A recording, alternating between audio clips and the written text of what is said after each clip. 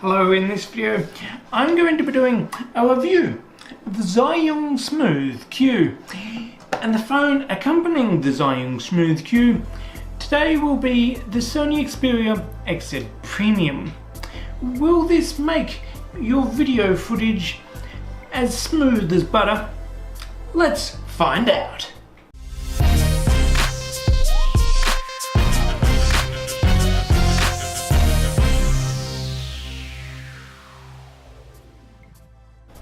Now anyway, when you... Whoop, that's upside down. Now anyway, when you get the Zhiyun Smooth Q and you unpack it, you get this little hard case here. Well, it's not that. It's squishy and it moves. But let's call it a medium case. You get this medium case here that you can keep your Zhiyun Smooth Q in. It comes with a mini USB cable here, and this is what will charge the Zhiyun Smooth Q. Now let's bring out this little baby here. So let's have a quick look over the Zhiyun Smooth Q. Now you've got a directional button over here which can move the camera up and down, well, the phone up and down. You have a mode button that can do different things there.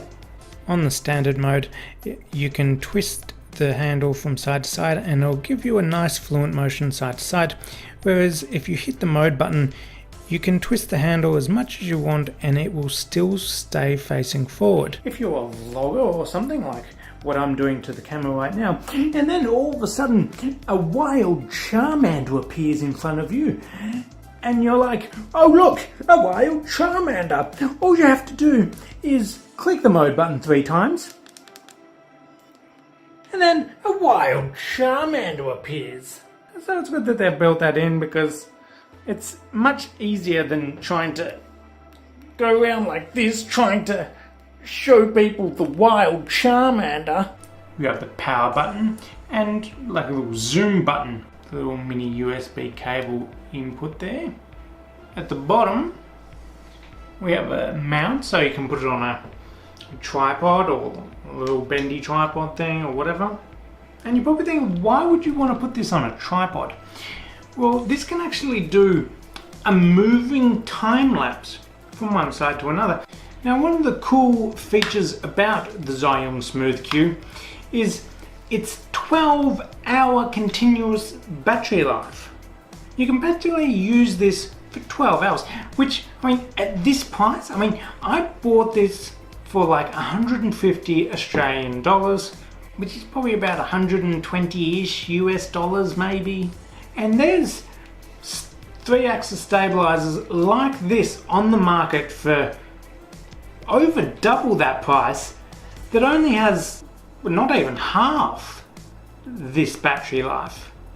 And with this, you can actually hook up, let's say down here on the bottom, there is a USB slot there, and with that USB you can hook up a charge cable from there to your phone to charge your phone, because when you're going around videoing all day, chances are your phone battery is going to run out pretty quick. The problem with this, however, is most phones, to charge them, you charge them at the middle of the bottom of the phone most of the time. Where is the middle of the bottom of the phone going to sit on the Zhiyun Smooth Q? It's going to sit right there where you sort of have to stick your charger. So you can't really charge it unless you have a 90-degree angle charger here, which I don't. The Zhiyun Smooth Q is also capable of flipping upside down like that, which is really useful if you want to get some nice close to ground shots while walking along, and then once you're done you just flip it back up. Now with this you can mount it either this way for landscape mode or the other way for if you're wanting to do portrait. Now the first thing you do when you get this out of the box is you have to calibrate it so the smartphone sits in nice, straight and perfect. Let me put my Sony Xperia XZ Premium on here.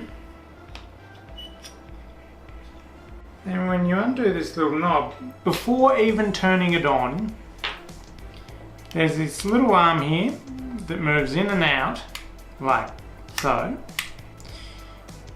And so that's its furthest out setting here, and that's falling down to the side, which means it's too far out.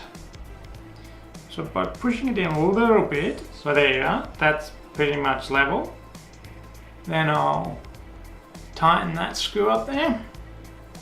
And we're pretty much ready to turn on now. When you turn it on, up we go. Look at that. Now I haven't paired this to my phone yet. Despite that, I can still use it for its video stabilizing capabilities without even being connected via Bluetooth. This is a handheld shot with the Xperia XZ Premium, no stabilizer.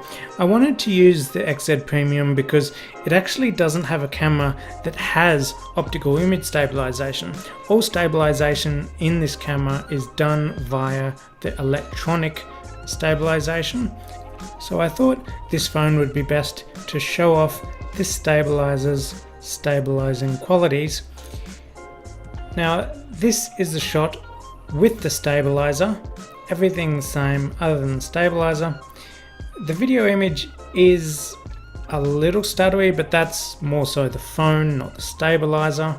But overall, the stabilizer is actually doing a really good job.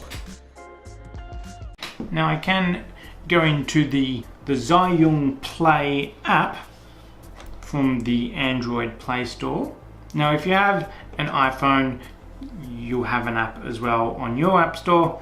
Now let's get into the Zhiyun SmoothQ Play app.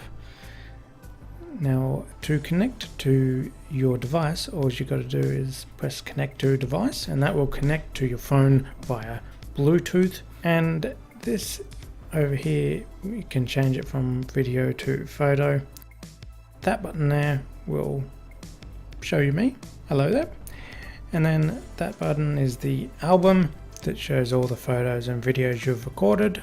This little feature under here, that is the motion tracking, which I will show you now. Just draw a little square over what you want to track and then press record.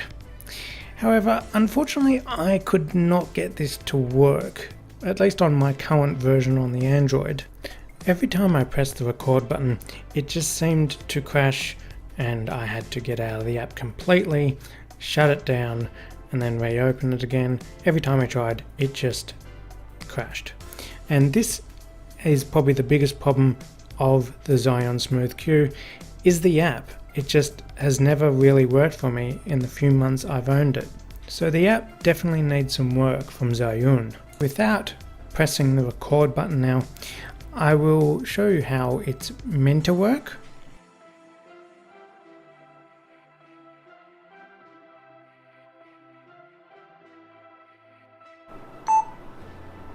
Nope, it's gone again. Over here we have the settings where you can adjust the quality of your video and also the calibration of the Zhiyun SmoothQ and how it moves back and forth and whatever else. Over here we have slow motion time-lapse, moving time-lapse. I, however, never really got the slow motion to actually work properly. It kept jamming up at certain stages and just stopping completely, which was really annoying. Now over here we have where you can change the resolution, white balance, all that sort of stuff, and that varies of course depending on the phone you're using. As for the photo capabilities of the Zhiyun SmoothQ, you can do panorama, time delay, and HDR. How's the build quality?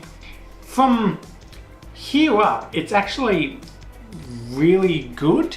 The actual part where you hold on to, however, that does feel very, the buttons feel okay, but yeah, probably just be careful of that plastic a little bit. I reckon if you drop it on the bottom there, this will probably shatter.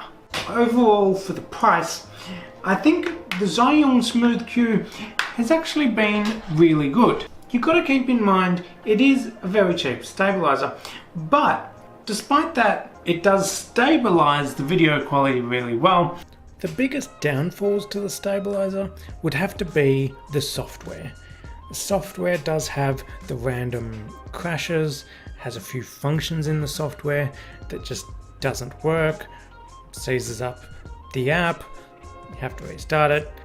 To be honest, over the time I've owned this, I have noticed that the software has been getting better and better, so hopefully by the time you're watching this, maybe some of these faults will be resolved. But anyway, thank you for watching this video, everybody. Comment down below if you have any questions about the Zhiyun Smooth Cube, and if I can, I'll try to get back to you. But for now, hit that like button if you liked it, hit that subscribe button for more videos, and I will see you in the next video. Okay, bye!